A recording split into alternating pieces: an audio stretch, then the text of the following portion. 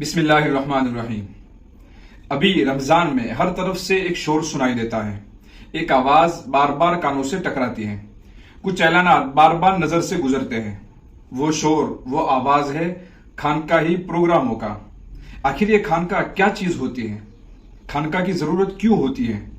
خانقاہ کا مقصد کیا ہوتا ہے؟ کیا صرف بیانات کا نام خانقاہ ہے؟ کیا ذکر کی مجلسوں کا نام خانقاہ ہے؟ کتاب کی تعلیم اور اجتماعی دعا کا نام خانقاہ ہے؟ کیا 10 دن اعتکاف کرنے کا نام خانقاہ ہے؟ آخر یہ خانقاہ کس چیز کا نام ہے؟ اگر آپ کے پاس اس کا واضح جواب نہیں ہے تو یہ ویڈیو آپ کے لیے ہے۔ اس ویڈیو میں ہم خانقاہ کی پوری حقیقت کو سمجھانے کی کوشش کریں گے انشاءاللہ تعالی۔ تصوف اور خانقاہ افراد کی اصلاح اور تربیت کا ایک پورا سسٹم ہے۔ یہ لوگوں کی پرسنالٹی کو ڈیولپ کرنے کا، ان کی شخصیت کو نکھارنے کا ایک پورا کورس ہے۔ اس کورس کو تصوف کے نام سے یاد کیا جاتا ہے، اور یہ تصوف کا کورس اور ٹریننگ جس جگہ ہوتی ہے اس کو خانقاہ کہتے ہیں۔ اب اس کو سمجھنے کے لیے ہم 3 چیزوں پر بات کریں گے۔ نمبر 1، تصوف کا مقصد۔ نمبر 2، تصوف کا آغاز اور اس کی تاریخ۔ نمبر 3، تصوف اور خانقاہ کا سسٹم اور طریقہ کار۔ پہلا سوال ہے کہ تصوف کا مقصد کیا ہوتا ہے؟ تو اس کو سمجھنے کے لیے مختصر طور پر یہ سمجھے کہ اللہ تعالیٰ نے اپنے بندوں کو جو احکام دیے ہیں وہ 2 طرح کے ہیں۔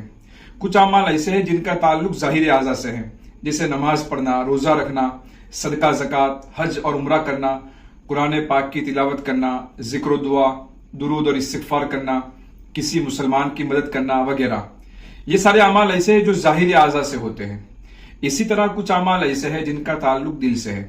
ایسے اعمال بھی بہت ہے، جیسے ایمان و یقین، اللہ اور اس کے رسول سے محبت کرنا، اخلاص، توکل، تواضع، رضا بالقضاء، امیدوں کو مختصر کرنا، خشوع کے ساتھ نماز پڑھنا، تقوی اور خوف الہی، شکر اور صبر کرنا، دنیا سے بے رغبتی، حسد، تکبر، لالچ، حب جاہ، حب مال، بخل اور ریاکاری سے دل کو پاک رکھنا، بدظنی سے بچنا وغیرہ۔ یہ سب دل کے اعمال ہیں، اور جس طرح ظاہری اعمال ضروری ہے اسی طرح یہ باطنی اعمال بھی ضروری ہے۔ ان اعمال کی بجا آوری کے لیے دل پر محنت ضروری ہے۔ جیسے نماز سیکھنا ضروری ہے، ایسے ہی تقوی سیکھنا بھی ضروری ہے۔ جیسے روزہ اور حج سیکھنا ضروری ہے، اسی طرح اللہ تعالیٰ کی محبت، توکل، صبر اور شکر بھی سیکھنے کی چیز ہے۔ ان باطنی اعمال کو زندگی میں لانے کے لیے دل پر محنت کرنا ضروری ہے۔ جب دل پر محنت ہوتی ہے تو دل اچھے صفات سے مزین اور منور ہو جاتا ہے، اور جب دل صالح بن جاتا ہے تو ظاہری اعمال خود بخود اچھے بن جاتے ہیں۔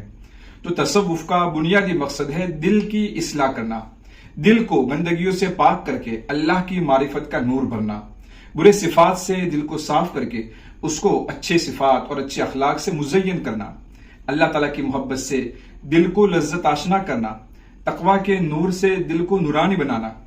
اگر مختصر طور پر کہا جائے تو کامل مومن بننا اور اللہ کا ولی بننا تصوف کا مقصد ہے۔ دوسرا سوال یہ ہے کہ تصوف کا آغاز کب ہوا؟ اس کو سمجھنے کے لیے پہلے یہ سمجھے کہ اللہ تعالیٰ نے رسول کریم صلی اللہ علیہ وسلم کو 3 ذمہ داریاں عطا فرمائی تھی، جس کو اللہ تعالیٰ نے قرآن میں 3 جگہ بیان فرمایا ہے۔ نمبر 1، دعوت و تبلیغ۔ نمبر 2، کتاب و سنت کی تعلیم۔ اور نمبر 3، اصلاح اور تزکیہ، اصلاح اور تربیت۔ رسول اللہ صلی اللہ علیہ وسلم نے یہ تینوں ذمہ داریاں ایک ساتھ نبھائی۔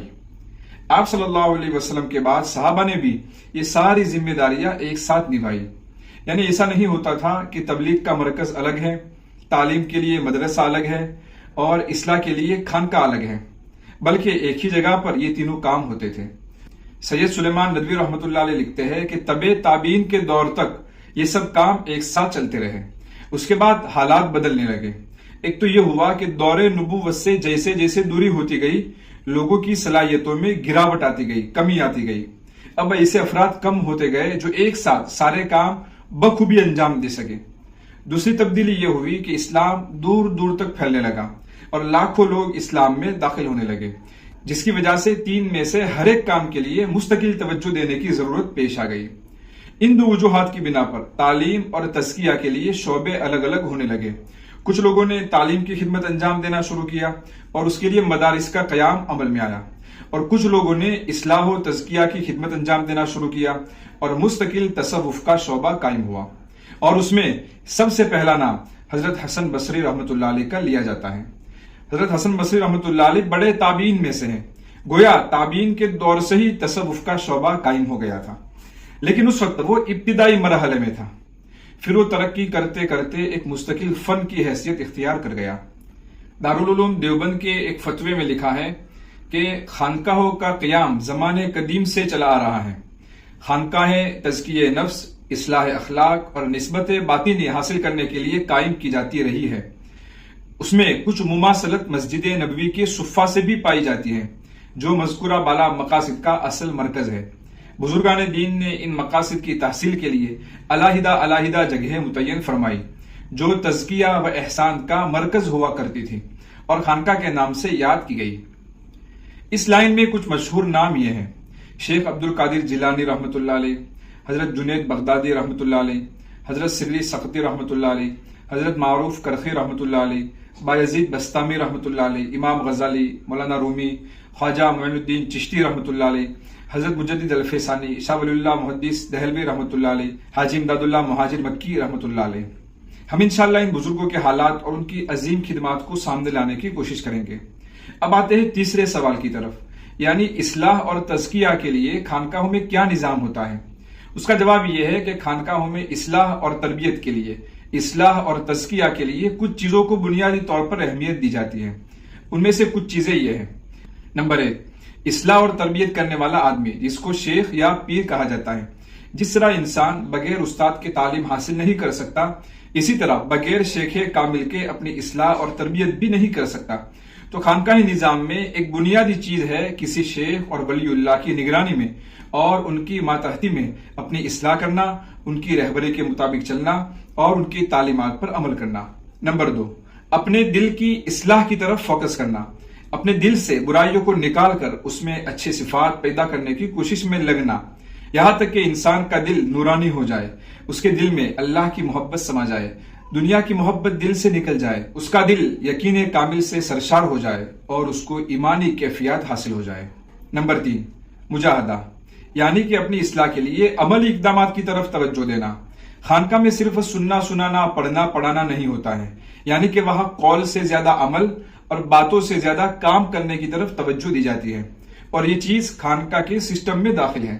مجاہدات میں کثرت ذکر، مراقبہ، محاسبہ کی پابندی، نوافل کا اہتمام، لغویات سے بچنا وغیرہ چیزیں شامل ہیں۔ نمبر 4، نیک لوگوں کی صحبت، اصلاح اور تربیت میں نیک لوگوں کی صحبت کا بہت ہی زیادہ اثر ہوتا ہے۔ خانقاہی نظام کا ایک بڑا مقصد یہ ہے کہ نیک لوگوں کی صحبت ملے اور دینداری کے ماحول میں رہ کر آدمی کے لیے دیندار بننا آسان ہو جائے۔ تمام باتوں کا خلاصہ یہ ہوا: نمبر 1، تصوف اور خانقاہ میں دل کی اصلاح پر فوکس کیا جاتا ہے۔ نمبر 2، مجاہدات، یعنی کہ عملی کوششیں کی جاتی ہے، صرف بیانات پر بس نہیں کیا جاتا۔ نمبر 3، شیخ کامل کی نگرانی اور رہبری اور ان کی نیک صحبت کا اہتمام کیا جاتا ہے۔ یہ خانقاہ کا سسٹم ہے۔ اس نہج پر ہمارے اسلاف کے زمانے میں پورے سال خانقاہی نظام جاری رہتا تھا۔ دل کے بیمار لوگ آتے تھے اور اپنی اصلاح کر کے جاتے تھے، گندا دل لے کر آتے تھے اور اس کو صاف ستھرا کر کے جاتے تھے۔ اس سے معلوم ہو گیا کہ خانقاہی نظام صرف رمضان میں چلانے کی چیز نہیں ہے، بلکہ یہ پورے سال جاری رکھنے کا نظام ہے۔ رمضان کے مہینے میں جو خانقاہی نظام ہوتا ہے وہ تو صرف نمونہ دکھانے کے لیے ہوتا ہے، کیونکہ رمضان کے مہینے میں خانقاہ کے سب ضروری کام نہیں ہوتے ہیں۔ در حقیقت رمضان کی خانقاہیں عبادت میں مشغول کرنے کے لیے اور رمضان کی قدردانی کے لیے اور اپنی اصلاح کی فکر پیدا کرنے کے لیے ہوتی ہے۔ اس میں خانقاہ کا پورا نظام کام نہیں کرتا ہے۔ ضرورت اس بات کی ہے کہ اس بابرکت نظام کو اس کے تمام لوازمات کے ساتھ شروع کیا جائے۔ آج امت اس بابرکت کام سے دور ہو گئی ہے، بلکہ سمجھو محروم ہو گئی ہے۔ اس کی طرف لوٹنے کی ضرورت ہے۔ دور حاضر میں پرسنالٹی ڈیولپمنٹ کورس میں یہی کچھ ہوتا ہے، یعنی کہ اس کے لیے ایک ٹرینر ہوتا ہے، ٹریننگ کے لیے وقت فارغ کیا جاتا ہے اور فزیکل ایکٹیویٹی کروائی جاتی ہے۔ لوگ ایسے پروگراموں سے بہت فائدہ اٹھاتے ہیں۔ ہمارے پاس پہلے سے ایسا نظام موجود تھا، ہم اس لائن میں دنیا کی امامت کر سکتے تھے، لیکن ہم نے اپنے اسلاف کی اس قیمتی متاع کو ضائع کر دیا۔ آخر میں تمام ناظرین سے درخواست ہے کہ رمضان کی مبارک گھڑیوں میں اس بندے کو دعاؤں میں یاد رکھے۔ خاص کر میری تمنا ہے کہ اللہ تعالیٰ میرے اس یوٹیوب چینل کو کامیاب فرمائے، تاکہ میں اپنی صلاحیتوں سے امت کو جو ہو سکے فائدہ پہنچا سکوں اور دین کی خدمت کر سکوں، اور اس کام میں مجھے اللہ تعالیٰ اخلاص بھی عطا فرمائے۔ اور اس کام کو میرے لیے ذخیرہ آخرت بنائے۔ میری بھی دعا ہے کہ تمام دیکھنے والوں کے اللہ تعالیٰ دینی اور دنیاوی تمام ضروریات پوری فرمائے۔ پھر ملتے ہیں اگلی ویڈیو میں انشاءاللہ تعالی۔